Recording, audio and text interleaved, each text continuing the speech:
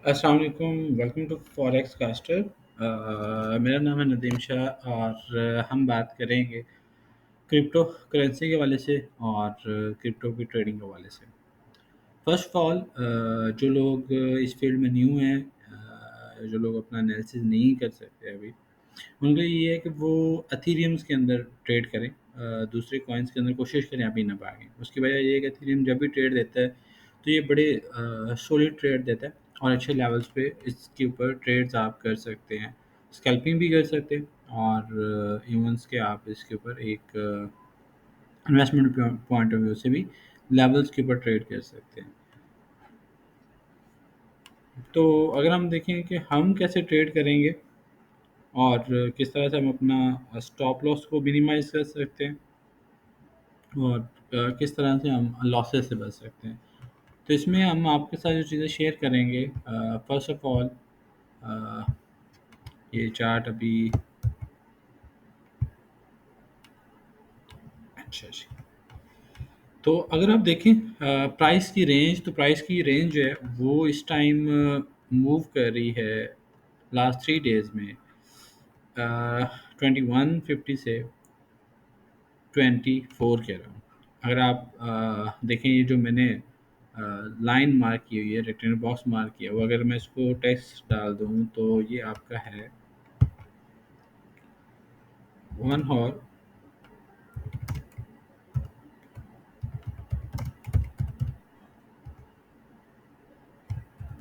Order block. ठीक है जी। ये मैं टेक्स्ट यहाँ ले आता हूँ। ये 1 आवर ऑर्डर ब्लॉक ऐसे, अगर आप इस एरिया में जाएंगे ना, तो जैसे ये देखें कि इस जगह से प्राइसेस जो है वो ये स्टॉप लॉस हंटिंग के बाद प्राइसेस ने यहाँ नीचे मूव दी और ये एक लंबी सेलिंग आई अप्रॉक्सीमेटली। अगर आप इसको देखें तो ये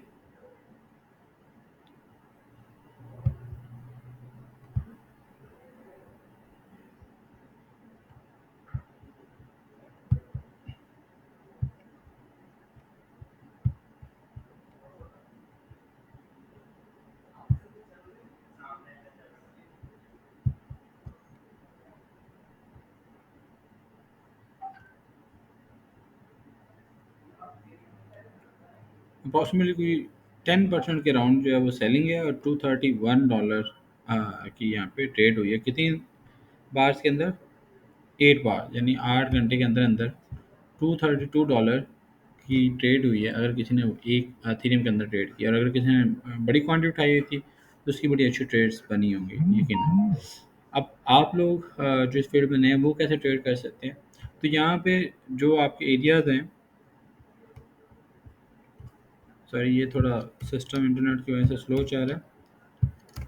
अगर आप इस एरियाज़ को देखें तो ये जो ऑर्डर ब्लॉक है या रीसेंट हाई है, आप इसको मार्क करें।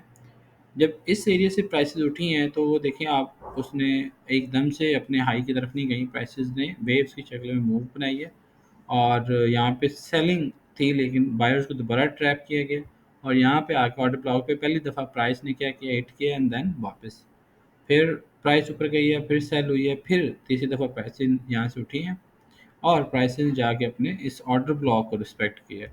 अब ऑर्डर ब्लॉक पे आप लोग ट्रेड कैसे करेंगे? ऑर्डर ब्लॉक पे ट्रेड करने का जो रूल नंबर 1 है वो ये है कि आप उस ऑर्डर ब्लॉक के जोन को मार्क करें और अगर वहाँ पे कैंडल जो है वो डोजी कैंडल बन रहे हो, ये कैंडल, इसके डिफरेंट नाम है, इवनिंग स्टार है, मॉर्निंग स्टार है या डोजी कैंडल है।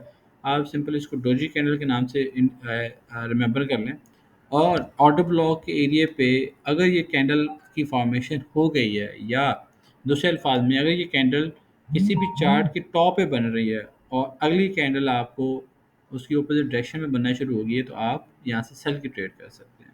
तो यहाँ आप अगर आप सेल करते हैं तो 2395 की ट्रेड जो है वो अप्रॉक्सीमेटली आपकी, अगर आप इस एरिया को मार्क करें तो कोई $50 की ट्रेड आपकी बनती है।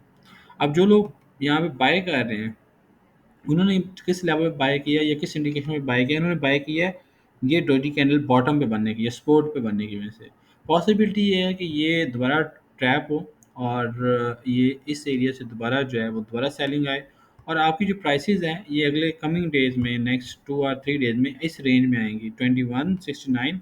और अगर आप इसको डे फ्रेम में देखेंगे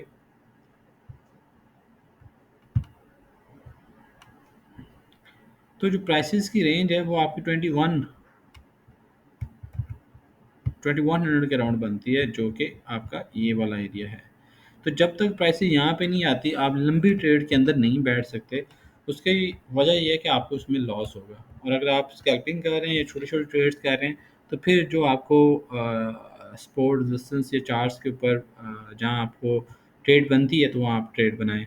अभी के लिए जो ट्रेंड है वो आज का बेरिश है, और पॉसिबिलिटी यही है कि आपकी जो अच्छा